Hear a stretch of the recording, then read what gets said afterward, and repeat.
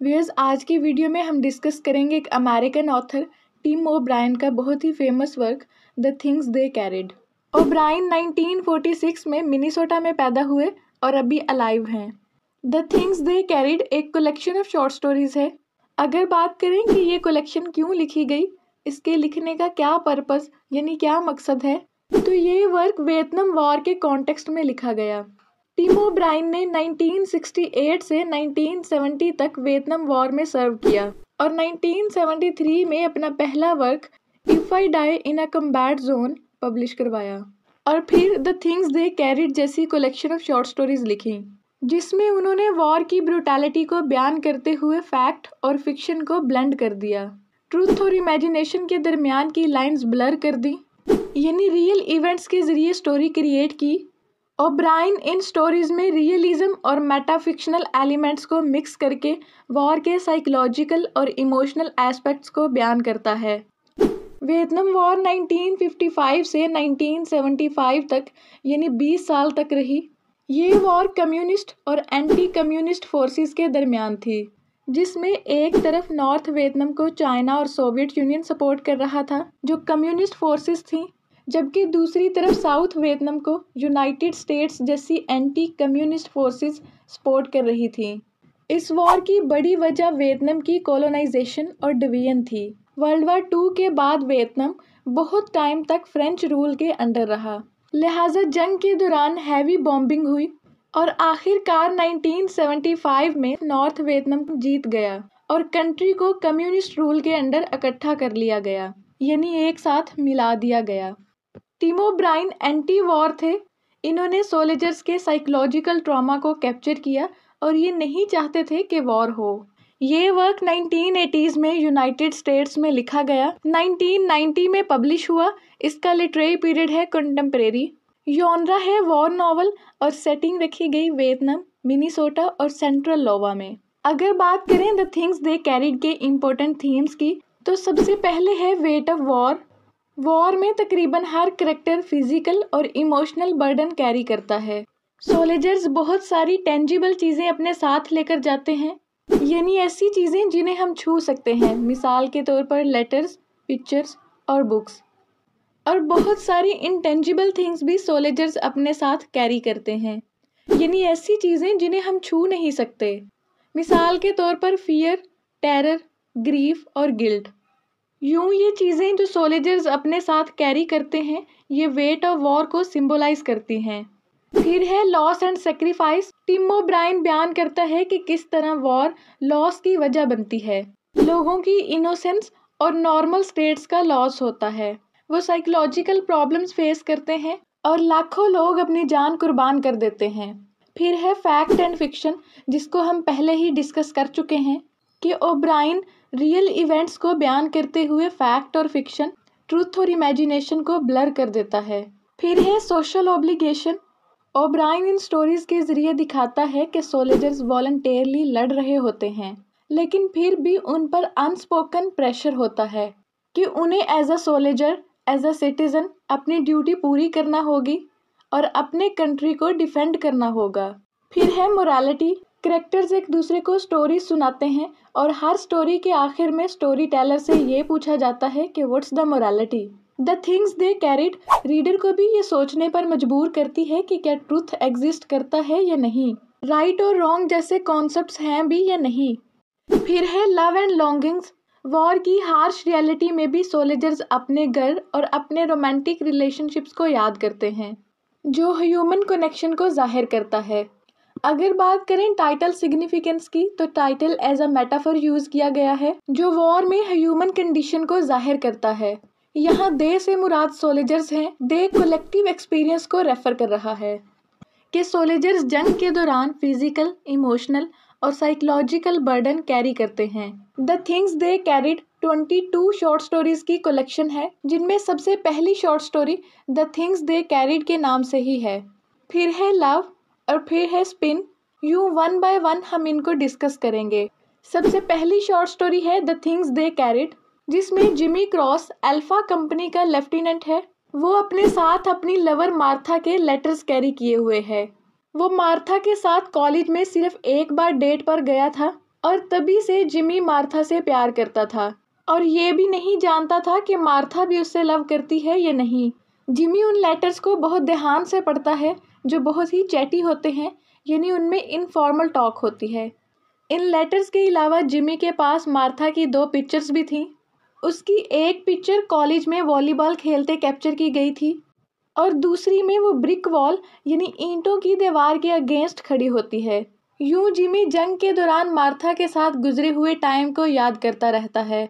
बहुत सारे सोल्जर्स अपने साथ बहुत सारी चीज़ें कैरी करते हैं और ये उनकी नेसेसिटी डिटरमिन करती है कि उन्होंने क्या कैरी किया है। हेनरी डॉबिन्स अपने साथ एक्स्ट्रा राशन और फूड कैरी करता है। डेव जेनसन अपने साथ टूथब्रश, डेंटल फ्लॉस और सोप कैरी करता है। टेड लवेंडर जो डरा डरा रहता था, ये अपने साथ ट्रैंकुलाइजर्स कैरी करता है, यानी टेंशन और एंजाइटी कम करने वाली ड्रग्स। नॉर्मन बॉकर के पास डायरी होती और रैड काइली कॉमिक बुक्स कैरी किए हुए होता है। ये एक मेडिक है, यानी मेडिकल सप्लाईज भी करता है। फिर है कायोवा जो एक नेटिव अमेरिकन सोल्जर है और टिम ओब्रायन का बेस्ट फ्रेंड है। ये अपने पास न्यू टेस्टामेंट रखता है। ये टेड लवेंडर को मरते हुए देखता है और बाद में उसकी मौत डिस्क्राइब करते हुए कायोवा कहता है उसकी डेथ बिल्कुल ऐसे थी जैसे एक रॉक ज़मीन पर गिर रहा हो। इस सारे फिजिकल बर्डन के साथ सोल्जर्स इमोशनल बर्डन भी कैरी करते हैं, जिसमें फियर, गिल्ट, टेरर और लॉन्गिंग्स होती हैं। फिर दूसरी स्टोरी है लव, जिसमें वॉर के बाद जिमी क्रॉस टिम ओब्रायन के पास जाता है और कन्फेस करता है कि वो अभी भी मार्था से प्यार करता है। जिमी बताता है कि उसने वॉर के बाद कॉलेज में मार्था को देखा। जिमी क्रॉस ओब्रायन से कहता है कि तुम एक स्टोरी लिखो जिसमें मुझे बेस्ट प्लेटून कैरेक्टर जाहिर करवाओ ताकि मार्था वो स्टोरी पढ़कर मुझे फाइंड कर ले। फिर है स्पिन, जिसमें टिम ओब्रायन फ्रेगमेंटेड मेमोरीज को बयान करता है कि हर रात नॉर्मन बॉकर्स और हेनरी डॉबिन्स चेकर्स खेला करते थे। ओब्रायन की एक बेटी कैथलीन थी जो ओब्रायन से कहती थी कि वो जंग के मुतालिक कहानियाँ लिखना छोड़ दे। कायोवा जिसके पास न्यू टेस्टामेंट था, ये टीचिंग्स दिया करता था। डेन जेनसन और रैड काइली को रेन डांस सिखाता था। टेड लेवेंडर ने एक पपी अडॉप्ट किया। ओब्रायन इस सब को स्टोरीज की फॉर्म में लिखना चाहता था, क्योंकि जब मेमोरी चली जाती है तो पीछे यही बचता है। फिर है ऑन द रेनी रिवर, जिसमें टिम ओब्रायन एक ओल्ड मैन एलरॉय बरदाल से बॉर्डर के पास द टिप टॉप लॉज पर मिलता है। ओब्रायन उस लॉज पर 6 दिन गुजारता है और एलरॉय को अपनी जिंदगी का हीरो कहता है। फिर है एनिमीज।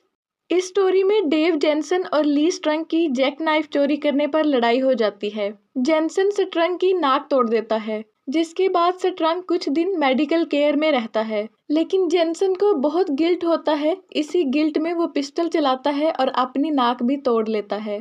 फिर अगली स्टोरी है फ्रेंड्स, जिसमें जेनसन और स्ट्रंग के दरमियान दोस्ती हो जाती है। दोनों एक दूसरे से वादा करते हैं कि अगर उनमें से कोई एक व्हील चेयर पर बाउंड हो गया तो दूसरा उसको मार देगा।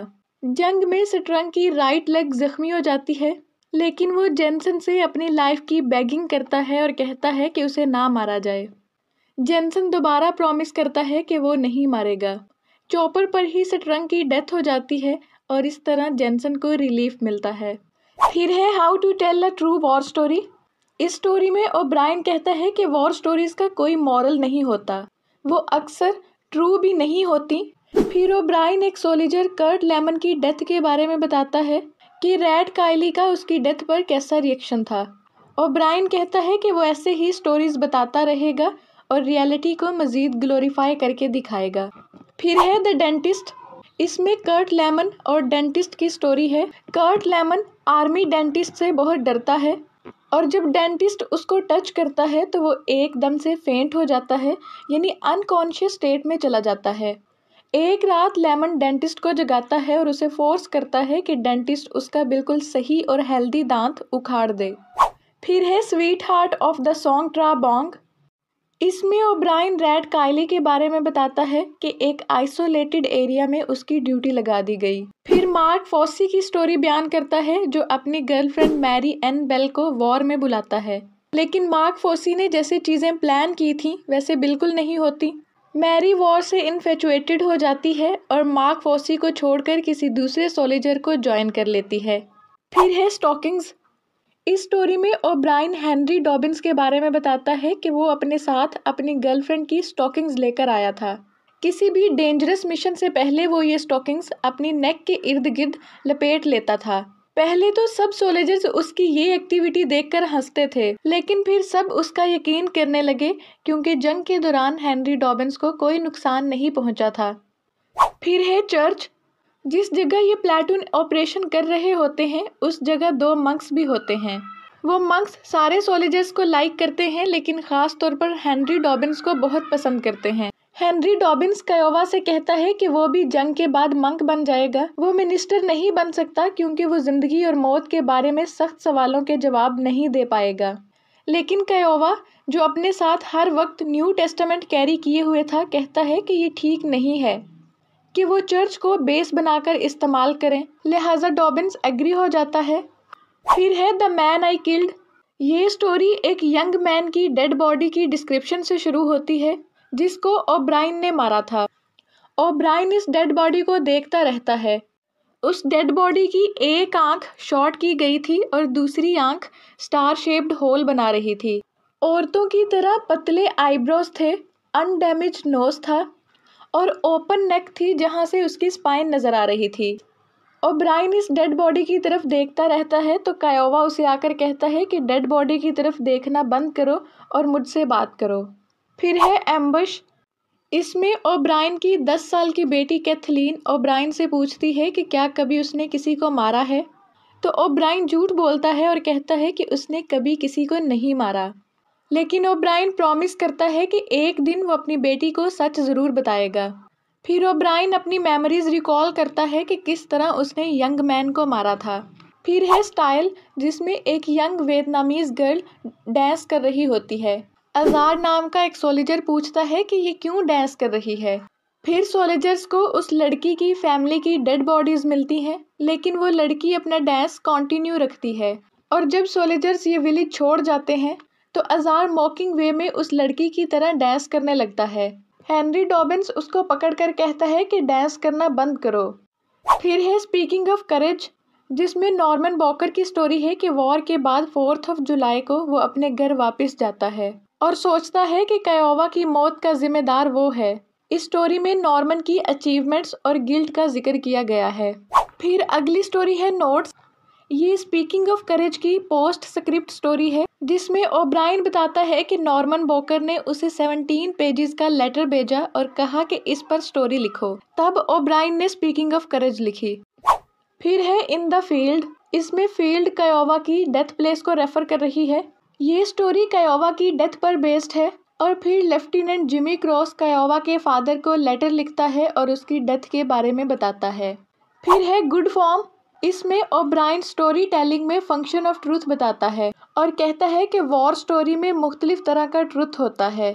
एक स्टोरी ट्रूथ जो स्टोरी क्रिएट करने के लिए बताया जाता है और दूसरा हैपनिंग ट्रूथ जो रियलिटी में होता है। मिसाल के तौर पर ओब्रायन कहता है कि ये सच है कि मैंने यंग मैन को मारा, लेकिन अगर मैं ये कहूँ कि मैंने उसे नहीं मारा तो ये भी झूठ नहीं है क्योंकि ओब्रायन ने उसे अनइंटेंशनली मारा था। फिर है फील्ड ट्रिप।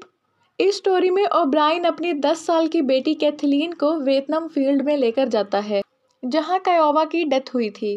फिर है द गोस्ट सोल्जर्स, जिसमें ओब्रायन उन बुलेट्स को रिकॉल करता है जो उसे लगी थी।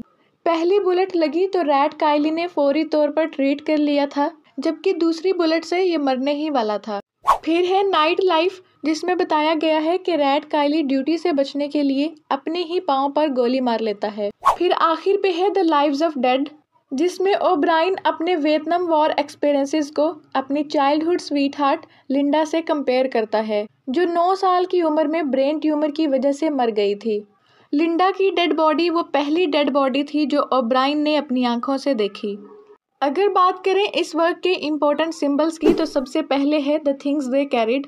सोल्जर्स जितनी भी टेंजिबल और इंटेंजिबल चीज़ें कैरी करते हैं ये सिंबलाइज करती हैं वेट ऑफ वॉर को। फिर है स्टॉकिंग्स। डॉबिन्स अपने साथ स्टॉकिंग्स कैरी करता है जो सिंबलाइज करती हैं एस्केपिज्म को। फिर कायोवा जो अपने साथ न्यू टेस्टामेंट कैरी किए हुए था, ये सिंबलाइज करती है वॉर की ब्रूटैलिटी में फेथ और स्पिरिचुअलिटी को। फिर है the man I killed, O'Brien ने जिस आदमी को मारा, ये सिंबलाइज करता है फेसलेस एनिमी और डीह्यूमनाइजिंग इफेक्ट्स ऑफ वॉर को। फिर आखिरी स्टोरी में लिंडा की डेथ सिंबलाइज करती है लॉस्ट ऑफ इनोसेंस को। व्यूअर्स, इसी के साथ ये वीडियो एंड होती है। उम्मीद करती हूँ आपको समझ में आई होगी। Thank you so much for watching.